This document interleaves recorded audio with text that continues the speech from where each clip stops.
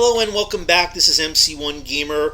I'm following up on a previous video that I had put out regarding the unavailability of the Nagash End Times book, the first book in the End Times series. Now, before I get into this, I just want to stress, if anybody wants to comment on this, please be polite. All right, I want to have open comments and open conversation, but if anybody's going to be rude, please don't even bother. I don't want to remove people from the channel, but if people are going to get nasty, I just don't want this to be a flame war between people. So, when it comes down to End Times, one of the recent scenarios that have come up was the unavailability of the hard copy book, and this is still ongoing. It appears to be, the last time I've checked, still available in the U.S., although there was a short period of time, I think before the weekend, where it wasn't available. They may have gotten additional stock or reevaluated what their stock was. But in Europe, this is still an issue, and in other locations as well,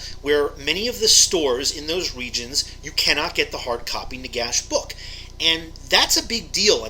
But I had spoken to people either through forums or through communication through my video or through other methods where I was the word that I had gotten, and I got this from multiple sources, was orders that were put in for the hard copy Nagash book had been canceled in supposedly mid-shipment, and as a result, the people who had spent money were no longer able to get those copies, and they were no longer able to order an additional copy. And when they had contacted, for instance, customer service, they were told no more hard copy reprints, meaning when the current stock of hard copy and Nagash End Times runs out, that's it, unavailable. Your only alternative is the digital copy. That really set some people off, and not just in terms of, hey, I haven't gotten my copy yet and I'm pissed off because I haven't got it, why should it be available, but also because of the concept of, if this is not going to be available to all people, to all players, how can it be this earth-shattering, game-changing world event that's going to change things, turn everything upside down going forward?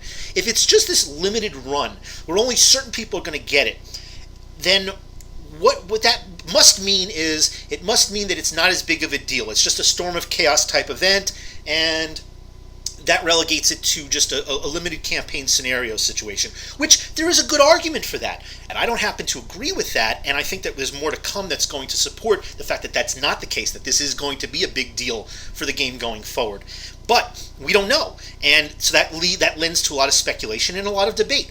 But the fact that it runs out, as I mentioned in the previous video, the fact is that if that run does end and you can't get it for the masses who do play the game, then it does say something about how much is GW really supporting this, and how important could it possibly be. That seems to have changed. The word is now that the stock of hard copies, yes, when that's gone, it's gone. They're not going to run that anymore, but they are going to now supposedly print a soft copy. Now, the way I'm reading that is, and this is a big deal. This then puts more weight in the camp that GW had just underestimated the interest, which astonishes me. Maybe it shouldn't, just because how we know how GW's business practices are.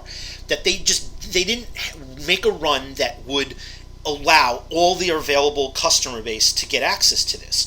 But maybe they just underestimated, again, how many people are actually playing fantasy.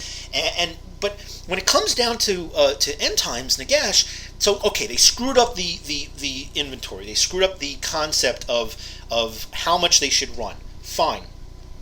Then could it be that maybe when they realized that there was so much more interest, or maybe they looked at it and said, hey, we can print more of these, probably still charge a fairly good premium, which I'm sure that they're going to do, but let's find a cheaper way to then print it, so we have much more available. Similar to how we see the use of, between the big, massive red book for the course rule system versus the small, easily transportable soft copy that a lot of people use. Doesn't have the fluff. It's just a much more convenient thing to have on the battlefield than when you're playing the game.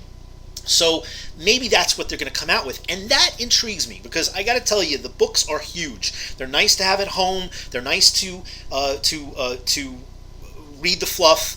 They're great just to have on hand in the game, but for my storage system, I have a very particular way of storing my minis and now my source materials and all of the other stuff, all the accessories and tokens and whatnot. And that book's a little bit bigger than the Army books, and it kind of threw my system out of whack. Not that big, it's only a little bit bigger, but sometimes a little bit can matter if it doesn't fit into a sleeve or a pocket or a tray.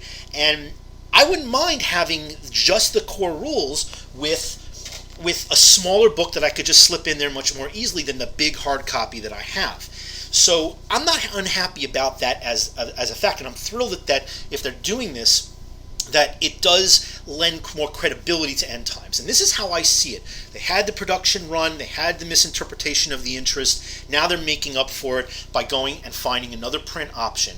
And what that means to me is that it puts, again, more weight behind the fact that End Times is a real thing. And it also means that maybe the light's still on at the office and somebody's actually looking at fantasy and deciding, hey, we can make money here, which means that there is hope for future and ongoing support for this particular product. That's something that makes me happy and should make anybody who plays fantasy happy, because let's also be very honest with each other. 40K is their baby. 40K is their golden child.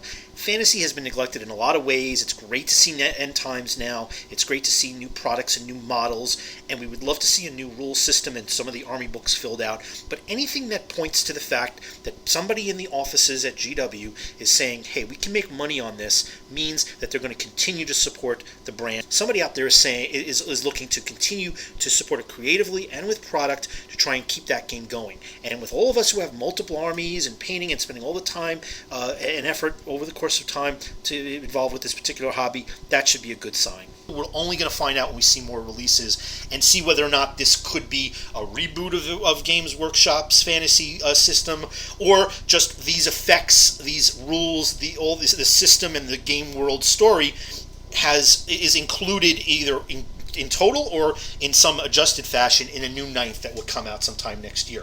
These are all things we're going to see, but something that you should think about now that the word is that you will not have no physical copy access. You will apparently now. So tell me what you think. Feel free to debate. Please be polite, and I look forward to posting this week more of the End Times campaign runs and another campaign I'm in, and a couple battle reports for games I've had with some local people. And thank you for tuning in, and until next time, have a great day.